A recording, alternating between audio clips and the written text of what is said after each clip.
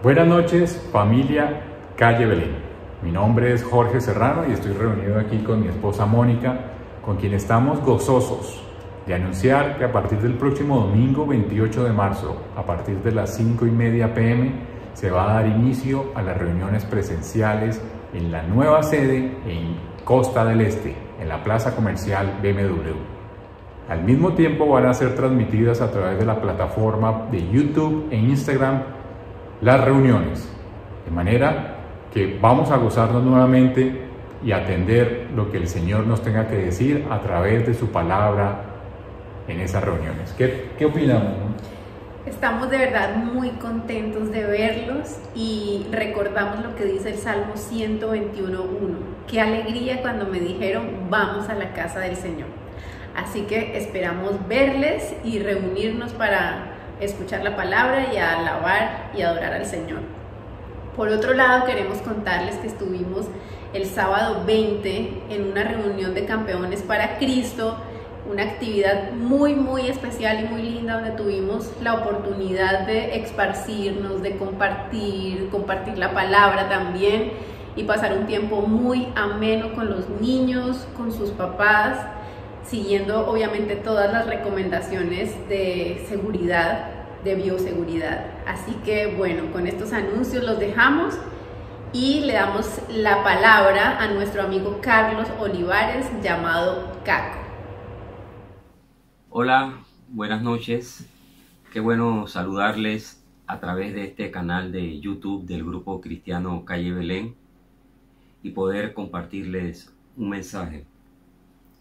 En el año de 1999, cuando mi esposa Giselle y yo nos mudamos a nuestra casa nueva, algunas amistades nos llevaron algunos obsequios. Y esos obsequios pues venían acompañados de su respectiva tarjeta. Una de esas tarjetas nos pareció que tenía un mensaje tremendo, una tremenda verdad. Y lo que hicimos fue enmarcarla y colgarla en nuestra habitación. Y dice así el mensaje: todo hogar será siempre especialmente bendecido cuando Dios es a diario el invitado preferido. Y lo que nos encantó de esta frase es que Dios es a diario el invitado preferido. No solamente que sea nuestro invitado, sino que sea el preferido, que tenga un lugar de preferencia en nuestra casa, en nuestras vidas, en nuestro corazón, en nuestra mente. Y así tendremos bendición de parte de Dios. Y en esa línea es que quiero compartirles el mensaje de hoy, que está en la palabra de Dios. Y para tener una idea del contexto de lo que le voy a compartir, vamos a ver primero sobre el arca del pacto de Dios con el pueblo de Israel en el Antiguo Testamento. Cuando Moisés junto con el pueblo de Israel salían de Egipto, se dirigían por el desierto a la tierra prometida. Y ellos llevaban algo parecido a un cofre que le llamaban el arca del pacto, el arca de la alianza, el arca de Dios. Pero vamos a ver qué era esto, cómo era esto y qué representaba para el pueblo de Israel. Así que me acompañan a Éxodo capítulo 25, comenzando en el versículo 10. Le dice así Dios al pueblo de Israel: harán también un arca de madera de acacia, cuya longitud será de 2 codos y medio, y su anchura de codo y medio, y su altura de codo y medio. La cubrirás de oro puro por dentro y por fuera, y harás sobre ella una cornisa de oro alrededor. Fundirás para ella 4 anillos de oro, que pondrás en sus 4 esquinas, 2 anillos a un lado de ella y 2 anillos al otro lado. Harás unas varas de madera de acacia, las cuales cubrirás de oro, y meterás las varas por los anillos a los lados del arca, para llevar el arca con ellas, o sea, con las varas. Las varas quedarán en los anillos del arca y no se quitarán. Y yo subrayé el versículo 16, que me parece súper interesante. Y pondrás en el arca el testimonio que yo te daré. Yo subrayé este versículo 16 porque me quedé pensando en que ahí se iba a poner el testimonio que Dios le iba a dar al pueblo de Israel. Así que en el tiempo que el pueblo de Israel estuvo caminando en el desierto hacia la tierra prometida, se fueron dando algunos acontecimientos y la presencia de Dios en el pueblo de Israel se manifestaba, y para que el pueblo no olvidara esa manifestación, esos milagros que Dios hacía en la vida del pueblo de Israel, se iban colocando algunos testimonios para que el pueblo recordara siempre que Dios estaba con ellos, la presencia de Dios siempre estaba con ellos. Y vamos a ver qué era lo que tenía este arca, que ya vimos cómo estaba hecho. Y eso está en Hebreos, capítulo 9, versículo 4. Cuando este escritor de Hebreos, mucho tiempo después, está refiriéndose a ese pacto que había hecho Dios con su pueblo. Y se refiere a lo que estaba dentro del arca. Hebreos capítulo 9, versículo 4, hablando entre algunas cosas que estaban dentro del tabernáculo, o ese lugar de adoración que tenía el pueblo de Israel, dice: el cual tenía el altar de oro, que era algo que estaba en el tabernáculo. Pero también dice lo siguiente: y el arca del pacto, toda cubierta de oro, y dentro del arca había una urna de oro que contenía el maná, la vara de Aarón que había retoñado, y las tablas del pacto.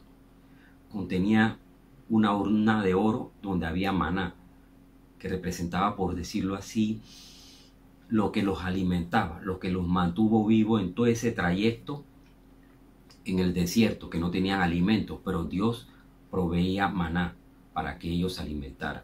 También estaba, dice, que la vara de Aarón que había retoñado, era una varita corta que estaba seca y que se habían distribuido entre cada dirigente de cada tribu de Israel. Eran 12, y la que retoñara, la que se pusiera verde, representaba que Dios había escogido a quien iba a dirigir los asuntos espirituales de ese tabernáculo, y en este caso fue la vara de Aarón. Y también estaba ahí para que no olvidaran eso.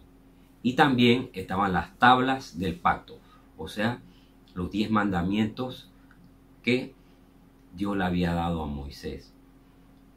Y me llama la atención eso porque hoy en día pues no tenemos esta arca nosotros, pero tenemos esa presencia de Dios a través de ese Santo Espíritu de Dios que nos dijo Jesús que estaría con nosotros cuando Él partiera al cielo.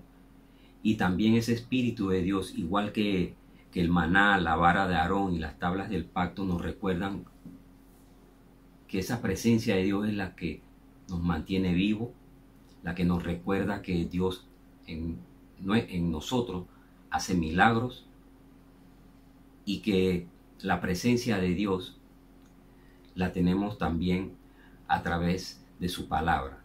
La palabra de Dios está con nosotros y es la que nos va revelando a ese Dios, nos va instruyendo, nos va corrigiendo y nos va mostrando el camino que debemos seguir. y las cosas que debemos hacer. Todo está ahí en la palabra. Por eso dice la misma Biblia que todo pasará, pero su palabra no pasará. Así que ya teniendo más claro cómo era el arca, qué representaba para el pueblo de Israel, entonces vamos a ver la historia de cuando el pueblo filisteo en guerra con Israel se apoderan del arca, pero después lo devuelven a un lugar llamado Kiriat Jearim. Allá llevan el arca. Y David, que era el rey de Israel, quería traer el arca pues a Jerusalén, que era el lugar de adoración donde tenía que estar el arca. Pero fíjense cómo dice 1 Samuel capítulo 7 en el versículo 1. Y vinieron los de Kiriat Jearim y llevaron el arca de Jehová y la pusieron en casa de Abinadab, situada en el collado, o sea, como en una loma. Y santificaron a Eleazar su hijo para que guardase el arca de Jehová. Desde el día que llevó el arca a Kiriat Jearim pasaron muchos días, 20 años, y toda la casa de Israel lamentaba en pos de Jehová. Llevan el arca de Dios, que representaba la misma presencia de Dios, a casa de Abinadab. Y ahí dice el versículo 2 de 1 Samuel, capítulo 7, que el arca tuvo 20 años ahí. ¿Y qué dice después? Que toda la casa de Israel, o sea, todo ese pueblo, lamentaba en pos de Jehová. Siempre estaban en pos de Jehová cuando ellos tenían la presencia de Dios mismo en la casa de Abinadab.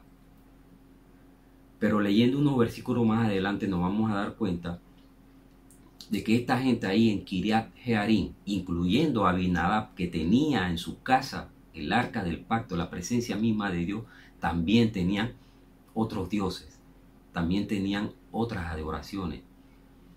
Y por eso dice ahí el versículo 2 que toda la casa de Israel lamentaba en pos de Jehová, como si no lo encontraran, pero lo tenían ahí. Así que estaba el arca del pacto, la presencia misma de Dios en la casa de Abinadab tanto tiempo, hasta que David, el rey de Israel, se decide rescatar esa arca para llevarla a Jerusalén. Y dice así en Primera de Crónicas, capítulo 13, versículo 7. Y llevaron el arca de Dios de la casa de Abinadab, después que había pasado tanto tiempo allá, dice que en un carro nuevo. Los filisteos habían llevado el arca del pacto de Dios, lo habían llevado en un carro. Los filisteos no sabían que había Dios dado instrucciones de cómo se debía llevar de la manera correcta el arca del pacto de Dios. Y dice que de la casa de Abinadab la llevaban en un carro nuevo. Y me puse a pensar, entonces quiere decir que cuando los filisteos llevaron el arca del pacto de Dios a casa de Abinadab, habían pasado 20 años, entonces ese carro o esa carreta que era tirada por bueyes se había dañado. Y dice que en un carro nuevo la ponen entonces David y todos los demás y comienzan a llevar el arca. Y dice que Usa y Agío guiaban el carro, o sea, la carreta está tirada por bueyes. Y esa manera de llevar no era la correcta. Y en lo que estaban llevando el arca del pacto de Dios, la presencia de Dios hacia Israel, el carro o la carreta comenzó a moverse. Y este que lo guiaba, que era Usa, intentando apoyar el arca para que no se cayera, tocó el arca y fue muerto ahí mismo porque no era permitido tocar el arca. Solamente había una familia establecida por Dios para hacer esos menesteres. Y dice el versículo 12 en Primera de Crónicas capítulo 13. Y David temió a Dios aquel día cuando sucedió lo de Usa y dijo: ¿cómo he de traer a mi casa el arca de Dios? Y ahí tremenda pregunta hace David. ¿Cómo he de traer a mi casa el arca de Dios? De seguro, comenzaron a preguntarse todos cómo debía haberse traído el arca de la manera correcta. Fueron a los libros, a los pergaminos escritos por Moisés, dar las instrucciones que había dado Dios para poder instruirse cómo llevar esa arca de la manera correcta. Dice el versículo 13, y no trajo David el arca a su casa en la ciudad de David, sino que la llevó a casa de Obed-Edom, geteo. Y el arca de Dios estuvo con la familia de Obed-Edom en su casa 3 meses. Y miren la diferencia de lo que sucede en la casa de Obed-Edom, que el arca está 3 meses. Y dice, y bendijo Jehová la casa de Obed-Edom y todo lo que tenía. Interesante eso que dice este versículo 14, que bendijo Jehová Dios la casa de Obed-Edom, y no solamente su casa, sino todo lo que tenía. Porque de seguro Obed-Edom sí estaba más informado de la manera correcta que debía tratarse el arca del pacto, porque representaba la presencia misma de Dios. No sé cómo Obed-Edom colocó esa arca en su casa, no lo dice la Biblia, pero lo que sí nos dice es que fue de una manera diferente a como Abinadab la tuvo en su casa en una carreta. Y acá la tiene Obed-Edom, y en 3 meses bendijo Dios la casa de Obed-Edom y todo lo que tenía. Y nos puede estar pasando así, aún teniendo hoy en día esa presencia de Dios a través de ese Santo Espíritu que Jesús nos habló, que estaría con nosotros cuando Él partiera al cielo. Esa presencia de Dios estaría con nosotros a través del Espíritu Santo. Pero no solamente es que digamos que Jesús entra en mi vida, en mi corazón, y sé mi Señor, y que tu Espíritu mora en nosotros, sino que tenga un lugar de privilegio, un lugar de honor, un primer lugar, como decimos a veces, Dios primero, que de verdad sea Dios primero, porque así el Señor nos bendice. Cuando lo ponemos, como decía aquí la tarjeta, en un invitado preferido, que sea de nuestra preferencia, la presencia de Dios en nuestras vidas. Y Obed-Edom no solo quedó ahí de que bendijo Jehová la casa de Obed-Edom y todo lo que tenía, porque cuando pasó algún tiempo y David está haciendo los preparativos para organizar el templo, dice Primera de Crónicas, capítulo 15, el versículo 13. Pues por no haberlo hecho así vosotros la primera vez, Jehová nuestro Dios nos quebrantó, por cuanto no le buscamos según su ordenanza. Así los sacerdotes y los levitas se santificaron para traer el arca de Jehová, de Dios de Israel. Así que ya de seguro David había ya tenido la información de cómo Dios había dado órdenes a Moisés para llevar de la manera correcta esa presencia de Dios a Jerusalén. Y dice el versículo 15 de Primera de Crónicas: y los hijos de los levitas, que era la familia encargada de hacer esto, trajeron el arca de Dios puesta sobre sus hombros en las barras, como lo había mandado Moisés conforme a la palabra de Jehová. Claro, ahí está ya David llevando el arca de Dios de la manera correcta. Dice que puesta sobre sus hombros y no tirada por bueyes en carreta. La presencia de Dios, viéndola aquí cómo la llevaban estos hombres, la tenemos que llevar nosotros, tenerla, hacer un esfuerzo por tener esa presencia de Dios. Cuando David estaba ya organizando todo lo referente al nuevo templo allá en Jerusalén, a quienes toman en cuenta para trabajar, para servir en ese templo en Jerusalén donde estaba el arca. A los hijos de Obed-Edom. Primera de Crónicas, capítulo 26, el versículo 4. Entre tanta gente que se estaba organizando para lo que iban a servir, para lo que iban a cuidar, para lo que iban a ministrar. Primera de Crónicas, capítulo 26, versículo 4. Dice, los hijos de Obed-Edom. Fíjense. Semaías el primogénito, Josabad el segundo, Joa el tercero, el cuarto Sacar, el quinto Natanael, el sexto Amiel, el séptimo Isacar, el octavo Peultai. Primero lo bendijo con 8 hijos, que es ese tiempo para el pueblo de Israel, para un varón, para una familia, tener hijos era tremenda bendición. Y fíjense lo que dice al final del versículo 5. Porque Dios había bendecido a Obed-Edom. Recordamos al principio que decía que Jehová había bendecido a Obed-Edom y todo lo que tenía. Incluía también a su familia, a sus hijos. Así que tremenda enseñanza nos deja este hombre, Obed-Edom, que puso en un lugar de privilegio la presencia de Dios mismo en su casa. Y Dios no solamente lo bendijo a él, sino a sus hijos y toda su familia.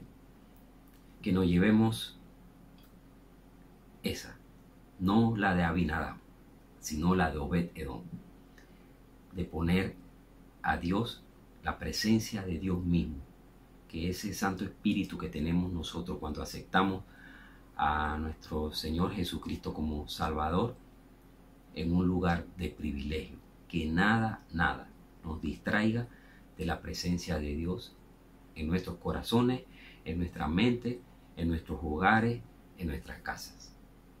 Vamos a orar. Señor, mi Dios, te damos gracias por esta enseñanza que tú nos das hoy, que recibir tus bendiciones, mi Dios, como Obed-Edom, poner tu presencia, Señor, que seas tú el primero en nuestros corazones, en nuestras mentes, en nuestros hogares, para que tu presencia, Señor, nos bendiga. Te damos gracias, Señor, en el nombre de tu Hijo Jesús. Amén.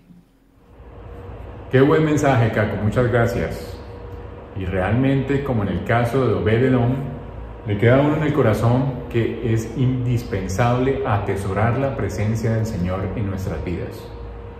A través de la lectura de su palabra, de la meditación, de la oración, pero sobre todo de proyectarlo en la manera como nos comportamos con nuestras esposas, con nuestros hijos o con las demás personas que hacen parte de nuestro vínculo social.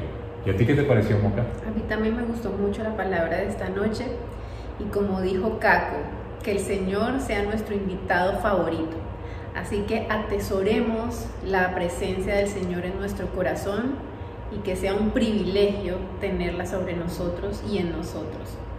Ahora los vamos a dejar con nuestro grupo de música Calle Belén, que nos va a interpretar una canción llamada Chequiná, referida a la gloria de Dios.